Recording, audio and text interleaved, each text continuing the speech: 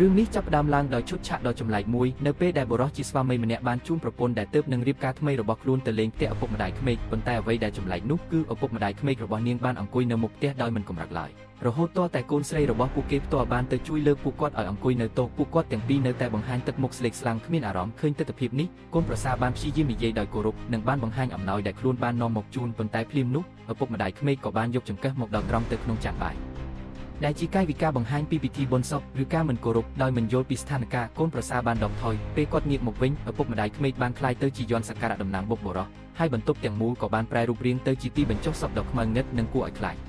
នេះគឺជាទីក្រុងលីងសានដែលល្បីល្បាញដោយសារការប្រើប្រាស់មន្តអាគមខ្មៅគេដំណើរថាដើម្បីកម្ចាត់សត្វកណ្តុរចេញពីទីក្រុងនៅរាត្រីឆ្លងឆ្នាំអ្នកស្រុកនឹងអុជទៀនមួយដើមបោះស្បែកជើងប៉ាក់ទៅជ្រុងខាងនៃជញ្ជាំងធ្វើជាកង់រទេះសម្រាប់កណ្តុរហើយដេររូបកូនក្រមុំកណ្តុរជាមួយចេញពីកំណាត់កបាសកូនក្រមុំកណ្តុរនេះនឹងត្រូវបញ្ជូនទៅកាន់លំនៅឋានបេសាចរបស់ស្ដេចកណ្តុរដើម្បីរៀបការជាមួយទ្រង់ពិធីនេះត្រូវបានធ្វើឡើងក្នុងគោលបំណងចង់ឲ្យស្ដេចកណ្តុរចុះសម្រុងនិងសង្ឃឹមថាពូជពង្សកណ្តុររបស់ទ្រង់នឹងមិនបងគ្រោះថ្នាក់ដល់ប្រជាជនក្នុងឆ្នាំបន្ទាប់ប៉ុន្មានឆ្នាំដំបូងក្រោមការដឹកនាំរបស់លោកចាស់ទុំទីក្រុងអ្វីហាក់ដូចជាដំណើរការទៅយ៉ាងរលូនប៉ុន្តែនៅពេលដែលចំនួនកូនក្រមុំកណ្តុរត្រូវបានបញ្ជូនទៅកាន់តែច្រើនស្ដេចកណ្តុរក៏កាន់តែរីករាយនិងមានឥទ្ធិពលកាន់តែខ្លាំងឡើងនៅទីក្រុងលីងសានគាត់បានអញ្ជើញលោកចាស់ទុំទីក្រុងឲ្យចូលរួមពិធីជប់លៀងនៅក្នុងលំនៅឋានបេសាចរបស់គាត់ហើយបានគំរាមថាកុំឲ្យបណ្ដេញសត្វកណ្តុរទៀតបើមិនដូច្នោះទេអ្នកស្រុកទាំងមូលនឹងត្រូវស្លាប់ដោយសារជំងឺពេស្ត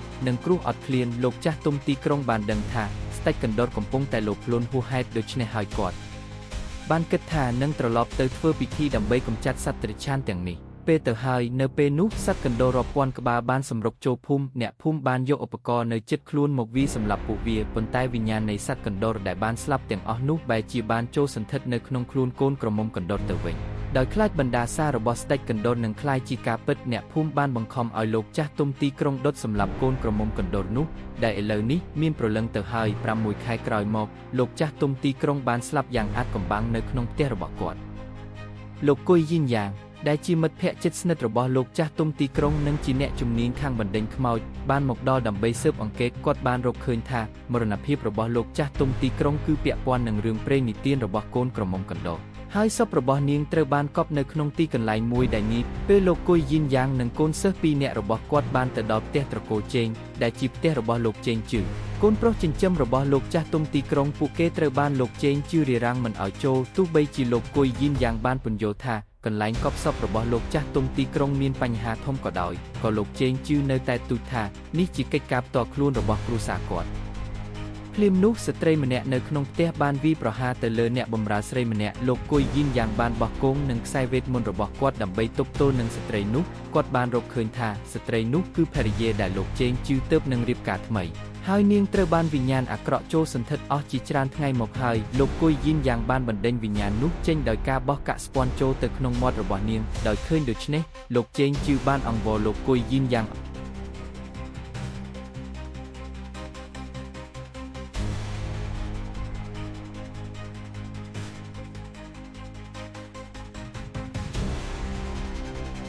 លោកគុយយីនយ៉ាងបានចាក់ចេញលោកជេងជឺបានអង្គុយក្នុងបន្ទប់អានសៀវភៅដោយមានអារម្មណ៍ច្របូកច្របល់ស្រាប់តែគាត់បានឮសំឡេងភរិយារបស់គាត់ហៅគាត់ដើរតាមសំឡេងនោះហើយបានឃើញថាមុខរបស់ភរិយាគាត់បានប្រែទៅជាមុខសត្វកណ្តុរទិដ្ឋភាពដ៏គួរឲ្យភ័យខ្លាចនេះបានធ្វើឲ្យគាត់ភ្ញាក់ផ្អើលយ៉ាងខ្លាំងប៉ុន្តែនៅពេលដែលគាត់ស្ងប់ចិត្តវិញមុខនោះក៏បានត្រឡប់ទៅជារូបរាងភរិយារបស់គាត់វិញពេលកំពុងតែឆ្ងល់ភរិយារបស់គាត់ក៏បានដួលសន្លប់នៅព្រឹកបន្ទាប់លោកជេងជឺបានអញ្ជើញលោកគុយយីនយ៉ាងមកផ្ទះវិញហើយបានបង្ហាញលិខិតសរសេររបស់ភរិយាគាត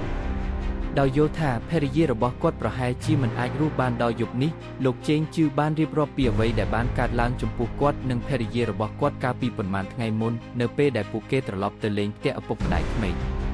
ទៅដល់ផ្ទះឪពុកម្ដាយក្មេកទេប៉ុន្តែបែរជាបានវង្វេងចូលទៅក្នុងលំនៅឋានបេសាចរបស់ស្ដេចកណ្តុរទៅវិញភរិយារបស់លោកជេងជឺត្រូវបានវិញ្ញាណកូនក្រមុំកណ្តុរដែលមានការគុំគួនយ៉ាងខ្លាំងចូលសន្ធិដ្ឋដើម្បីកម្ចាត់វិញ្ញាណអាក្រក់របស់កូនក្រមុំកណ្តុរនេះឲ្យអស់រលីងពួកគេត្រូវតែស្វែងរករូបកាយពិតរបស់នាងនៅក្នុងលំនៅឋានបេសាចដូច្នេះហើយលោកគុយយីនយ៉ាងបានបញ្ជាឲ្យកូនសិស្សទី2របស់គាត់នៅមើលថែគ្រួសារលោកជេងជឺចំណែកគាត់និងកូនសិស្សទី1របស់គាត់នឹងទៅស្វែងរកលំនៅឋានបេសាចដែលជាកន្លែងលាក់ខ្លួនរបស់កូនក្រមុំកណ្តុរ